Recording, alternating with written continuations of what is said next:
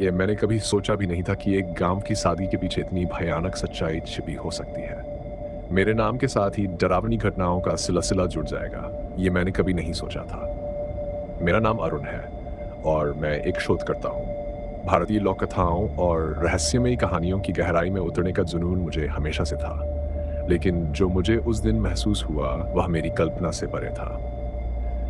ये घटना उत्तराखंड के एक छोटे से गांव की है, जहां मैं यक्षिनी के बारे में जानकारी इकट्ठा करने गया था। गांव वालों के बीच ये विश्वास था कि यहाँ घने जंगल के बीच एक यक्षिनी का वास है, जो इंसानों से बदला लेने की ताक में रहती है। शुरुआत में मुझे ये सब महज एक लोककथा लगा, लेकिन धीरे धीरे मुझे एहसास हुआ कि यहाँ कुछ और ही चल रहा है। गांव के एक बुजुर्ग ने मुझे चेतावनी दी थी, बेटा उस जंगल में मत जाना, वहां कुछ ऐसा है जिसे हम समझ नहीं सकते। कई लोग गए पर लौटे नहीं। लेकिन मेरे जैसे जिज्ञासु व्यक्ति के लिए ऐसी चेतावनियां सिर्फ एक चुनौती होती है।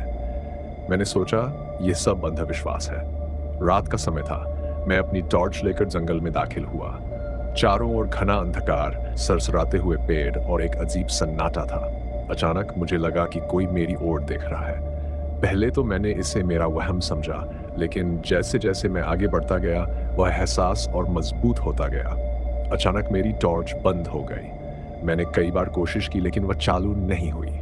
अब मुझे अपने आसपास कुछ असामान्य लगने लगा। मुझे लगा कि मेरे पीछे कोई है। जैसे ही मैं मुड़ा, मुझे ठंडी हवा का झोंका महसूस हुआ और एक हल्की सी हंसी सुनाई दी। वह हंसी इतनी भयानक थी कि मेरे रोंगटे खड़े हो गए। मैंने तेजी से आगे बढ़ने की कोशिश की, लेकिन मेरे पैर भारी हो गए थे। तभी मैंने एक छाया देखी। एक औरत सफेद साड़ी में लटी हुई, उसकी आंखें चमक रही थीं। वह धीरे धीरे मेरी ओर बढ़ने लगी। उसकी चाल में एक अजीब आकर्षण था, जैसे वह मुझे अपनी ओर खींच रही हो। मेरी सांसें तेज हो गईं। मेरे पैर जैसे जमीन में धंसे हुए थे और मैं हिल भी नहीं पा रहा था। उस औरत ने मेरे करीब आते हुए कहा, क्यों आए हो यहाँ? क्या तुम नहीं जानते ये मेरा क्षेत्र है? जो भी यहाँ आता है उसे इसकी कीमत चुकानी पड़ती है।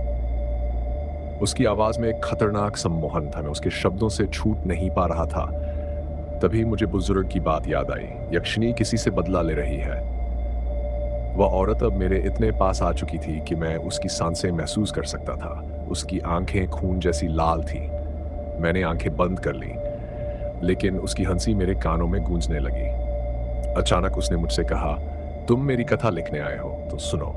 मेरी मौत के पीछे एक राज है। मुझे धोखा दिया गया था। मैं एक यक्षिनी थी, स्वर्ग की अप्सरा, लेकिन एक इंसान ने मुझे छल से मारा और अब मैं बदला ले रही हूँ। जो भी इस जंगल में आता है वह मेरा शिकार बन जाता है। मैं कांप रहा था, मेरी आवाज भी नहीं निकल रही थी। उस वक्त मैंने खुद को पूरी तरह से खोया हुआ महसूस किया। तभी एक जोरदार हवा का झोंका आया और वह औरत गायब हो गई, लेकिन उसकी हंसी अभी भी चारों ओर गूंज रही थी। मैं किसी तरह हिम्मत जुटाकर वहां से भागा। गांव लौटकर मैंने बुजुर्ग को पूरी घटना सुनाई। उन्होंने कहा, तुम खुशकिस्मत हो कि लौट आए। बहुत कम लोग यक्षिनी का सामना करने के बाद जिंदा लौटते हैं। उस दिन के बाद मैंने ठान लिया कि मैं यक्षिनी की कहानी दुनिया के सामने लाऊंगा, लेकिन यह भी जानता हूं कि अब मेरी जिंदगी पहले जैसी नहीं रही। उसकी हंसी अब भी मेरे कानों में गूंजती रहती है और मुझे यकीन है कि वह कभी भी वापस आ सकती है। यक्षिनी का श्राप मुझ पर अब भी मंडरा रहा है।